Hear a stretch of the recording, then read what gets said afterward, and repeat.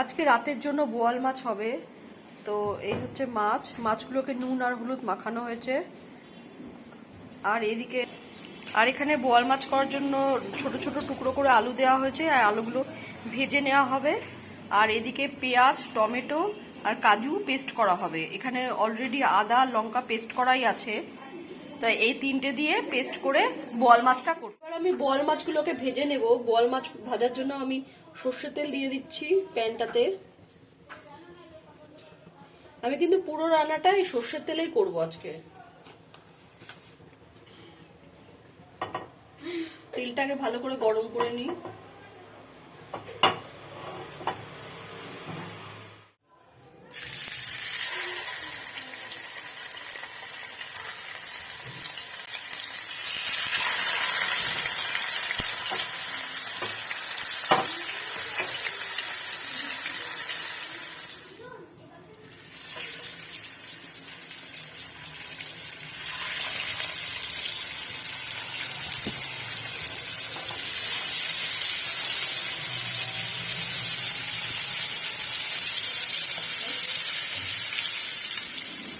মাছগুলো ভাজা হয়ে গেছে। এবার একটা বাটির মধ্যে আমি মাছগুলো তুলে নিয়েছি।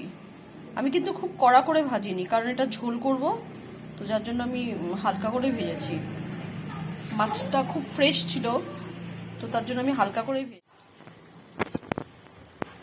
এবার এই বোয়াল মাছে একটু আলু দেবো বলে আলুগুলো ভেজে নিচ্ছি। তো বোয়াল মাছে আলু না দিলেও চলে, কিন্তু একবারে ঝোল হচ্ছে, বাচ্চারাও খাবে, তো তার জন্য একটু আলু দিয়েছি যাতে একটু গ্রেভিও হয়। আলুগুলো ভাজছি। এখানে জানো তো 41 ডিগ্রি টেম্পারেচার চলছে, প্রচন্ড গরম পড়েছে। আমরা ব্যাঙ্গালোর থেকে আসার পরে গরমটা আমরা নিতে পারছি না, ভীষণ গরম এখানে। তো যাই হোক, আমি প্রায় 5 বছর পর আমি ব্যাঙ্গালোর 5 বছর পর আমি এলাম এখানে নবদ্বীপে। অনেক কিছুই চেঞ্জ হয়েছে, ভালোই লাগছে। আলুগুলো ভাজা হয়ে গেছে, এবার আমি তুলে নিচ্ছি আলুগুলো।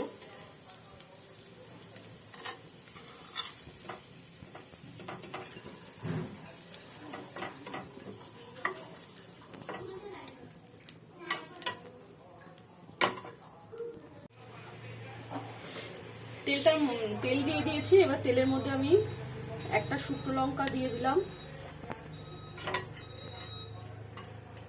আর একটু সাদা জিরে দিয়ে দেবো।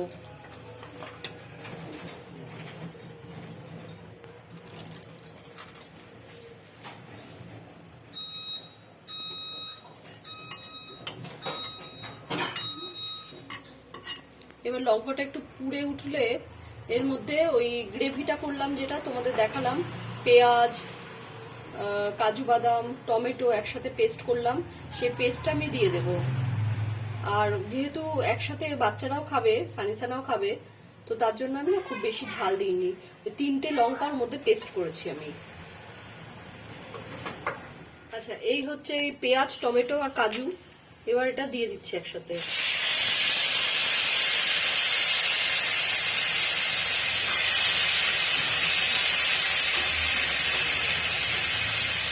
আর আদা লঙ্কা যেটা আগেই পেস্ট করা ছিল, সেটা এবার এর মধ্যে দিয়ে দেব।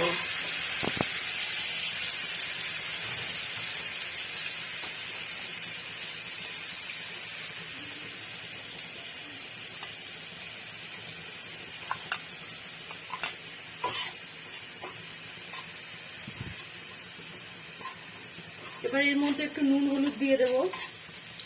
যা নর্মাল মশলাগুলো লাগে সেগুলো একবারেই দিয়ে দেবো। এর মধ্যে নুন হলুদ আর একটু জিরে গুঁড়ো দিয়ে দেবো।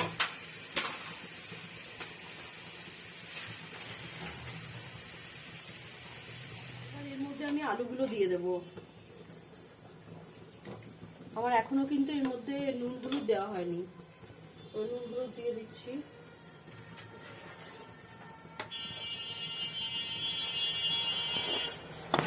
নুন দিলাম। আমি আলু ভাজাতে নুন দিইনি, তাই আমি নুনটা আর হলুদটা একটু বেশি করে দিলাম এর মধ্যে।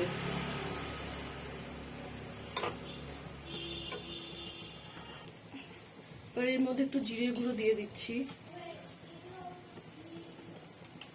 আর একটু কালারের জন্য একটু লঙ্কার গুঁড়ো দিচ্ছি।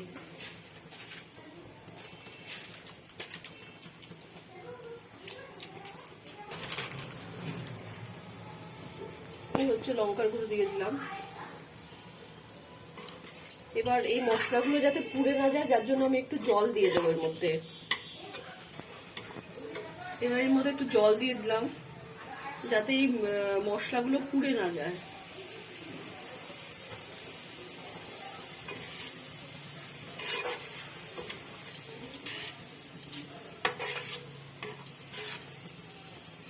আজকে আমি আর মাদের এই বোয়াল মাছটা করে খাওয়াবো, দেখি কেমন হয়, কি বলে ওরা।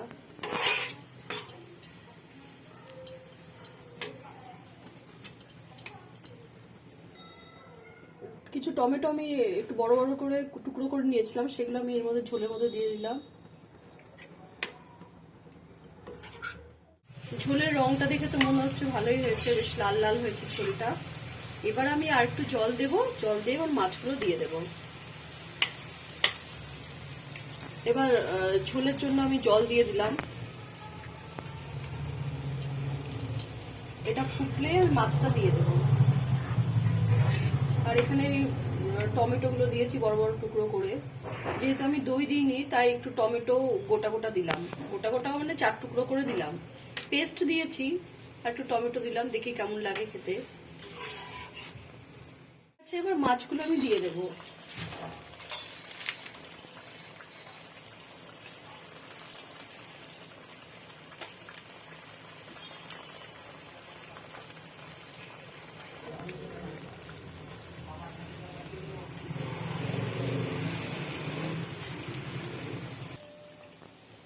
এবার এর মধ্যে একটু লঙ্কা কুচি দিয়ে দিলাম, মনে হচ্ছে ঝালটা কমই হবে, একটু লঙ্কা কুচি দিয়ে দিলাম।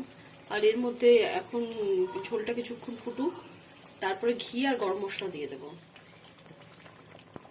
এবার গরম মশলা দিয়ে দেব।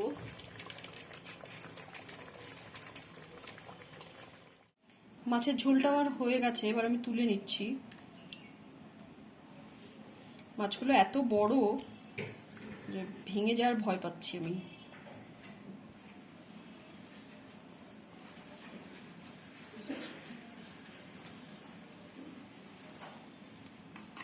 দেখে তো মনে হচ্ছে ভালোই হবে, খেতে কেমন হবে সেটা খাওয়ার পরে বোঝা যাবে।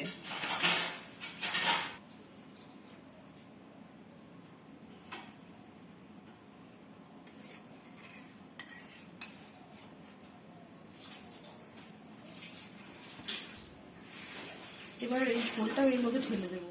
এবার এর মধ্যে ঘি দিয়ে দেব, বেশ অনেকটাই ঘি নিয়েছি। এর মধ্যে কিন্তু আমি ধনেপাতা দেব না, অনেকে ধনেপাতা দেয়, তো আমি দেব না, কারণ ঘি দিচ্ছি, গরম মশলা দিচ্ছি, ধনেপাতার ফ্লেভারটা আসবে না। তো তার জন্য আমি এখানে ঘি আর গরম মশলা দিয়ে করলাম। অনেকে ধনেপাতা দেয়, ধনেপাতার ফ্লেভারটাও সুন্দর লাগে খেতে। মাছের ঝোল হয়ে গেছে। মাছগুলোকে আমি আলাদা রেখেছি, ঝোলগুলো আমি ঢালিনি এর মধ্যে, কারণ মাছগুলো ভেঙে যাওয়ার সম্ভাবনা রয়েছে, তো ঝোলটা আমি আলাদাই রেখেছি।